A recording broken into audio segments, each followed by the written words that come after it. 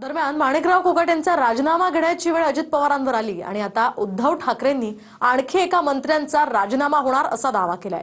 साताऱ्यातल्या drugs प्रकरणावरून आणि त्या कारवाईवरून शिंदेंवर राजीनाम्याची वेळ येईल असं ठाकरे म्हणालेत। पाहूयात यावरचा एक रिपोर्ट। कालच एका मंत्र्याचा राजीनामा झालेला आहे।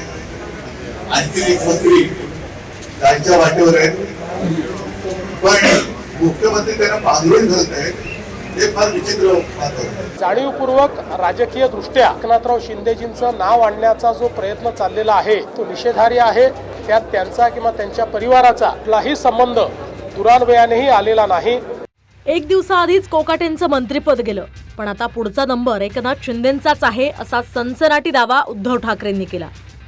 साताऱ्यातल्या ड्रग्ज प्रकरणावरून ठाकरेंनी शिंदेंकडे बोट दाखवलं, मात्र मुख्यमंत्री फडणवीस पांघरून घालत आहेत अशी टीका उद्धव ठाकरेंनी केली।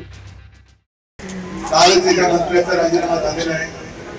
आणखी एक मंत्री त्यांच्या वाटेवर आहेत, पण मुख्यमंत्री त्यांना पांघरून घालत आहेत। हे फार विचित्र वाटतं। ठीक आहे, राजकारणासाठी माणसं लागतात, पण ती माणसं कशी पाहिजे? कोणतं सुद्धा चालतील, ड्रग्सचा व्यवहार करणारे सुद्धा चालतंय, आणि ज्यांचं नाव ड्रग्सच्या संपूर्ण कारखान्याशी जोडलं जाते ते कोण आहेत? तुमच्यावर बातमी आली की नाही आली? ठाण्याची व्यक्ती आहे। रिक्षावालाचा भाव। आता त्या भावाला सुद्धा वाचवण्याचा प्रयत्न होतोय। पहिल्यांदा तर मी पोलीस विभागाचं अभिनंदन करतो की हा जो काही त्या ठिकाणी धंदा चालला होता तो पूर्णपणे त्याचा पर्दाफाश करून आणि त्याच्यावर मोठी कारवाई पोलिसांनी केली आहे। या संपूर्ण प्रकरणामध्ये जाणीवपूर्वक राजकीय दृष्ट्या कुठेतरी उपमुख्यमंत्री एकनाथराव शिंदेजींचं नाव आणण्याचा जो प्रयत्न चाललेला आहे तो चुकीचा आहे, तो निषेधार्ह आहे। कुठल्याही पद्धतीनं आत्तापर्यंतचे जे काही एव्हिडन्सेस आहेत त्यात त्यांचा किंवा त्यांच्या परिवाराचा या ठिकाणी कुठलाही संबंध दुरान्वयानेही आलेला नाही। त्याच्यामुळे मला असं वाटतं की कुठेतरी दिशाभूल करून अशा पद्धतीनं बादरानं संबंध जोडायचा हे काही योग्य नाही आहे। या संदर्भात पूर्ण चौकशी आम्ही करतो। एकनाथ शिंदे आणि त्यांच्या कुटुंबावरील आरोप राजकीय दृष्ट्या असल्याचं सांगत मुख्यमंत्र्यांनी शिंदेंना एक प्रकारे क्लीन चिट दिली। तर या प्रकरणावरून काही पुरावे समोर आणणाऱ्या ठाकरेंच्या शिवसेनेच्या नेत्या सुषमा अंधारे यांनी फडणवीस तपास यंत्रणा प्रभावित करत असल्याचं म्हटलंय। दरम्यान सुषमा अंधारेंनी या संदर्भात एक ट्विट केलंय। मुख्यमंत्र्यांनी उपमुख्यमंत्र्यांना क्लीन चिट देण्याचा पुन्हा एकदा धाडसी प्रयत्न केला। माझी मुख्यमंत्र्यांना पुन्हा एकदा विनंती आहे, कृपया न्याय व्यवस्थेचा आदर राखा। कोण चूक कोण बरोबर हे ठरवण्याचा अधिकार आपला नाही, तो न्याय व्यवस्थेचा आहे। अशा पद्धतीची वक्तव्य करून आपण तपास यंत्रणा प्रभावित करत आहात। एकनाथ शिंदे हे गुन्हेगार आहेत तसं माझं कुठेही वक्तव्य नाही, मात्र प्रकाश शिंदे यांची चौकशी झाली पाहिजे यावर मी आजही ठाम आहे। आणि प्रकाश शिंदे यांची चौकशी राजकीय शक्तींनी प्रभावित करू नये त्यासाठी त्यांचे सख्खे भाऊ म्हणून एकनाथ शिंदे यांनी ही चौकशी पूर्ण होईपर्यंत पदापासून दूर राहावं।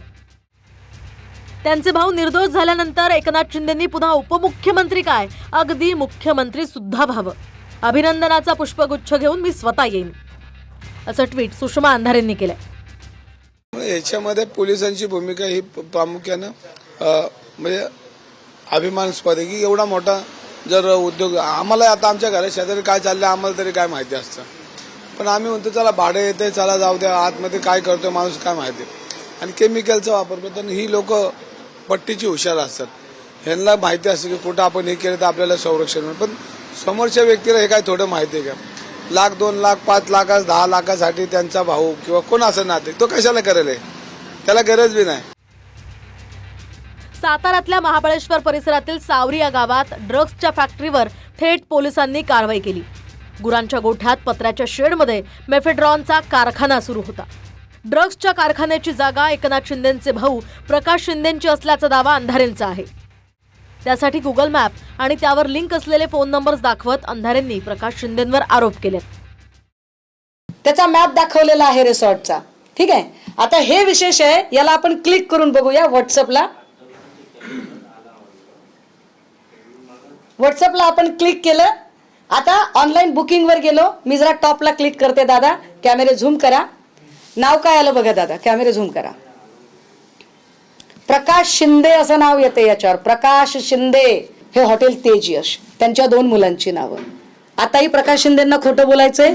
पुन्हा एकदा पुनरुच्चार करते की होय होय मी या राज्याचे उपमुख्यमंत्री सन्माननीय एकनाथ शिंदे यांच्या राजीनाम्याचा पुनरुच्चार करते. पण ज्या प्रकाश शिंदेंवरून अंधारे आणि ठाकरेंची शिवसेना एकनाथ शिंदेंवर आरोप करतेय त्यांचा ड्रग्ज फॅक्टरीशी संबंध नसल्याचं मुख्यमंत्र्यांचं म्हणणं आहे. तर प्रकाश शिंदेंना ताब्यात घेऊन चौकशीच केली नाही तर तपास पूर्ण कसा होईल असा सवाल अंधारेंचा आहे. निवृत्ती बाबरसह विनायक डावरुंग, TV9 मराठी, मुंबई.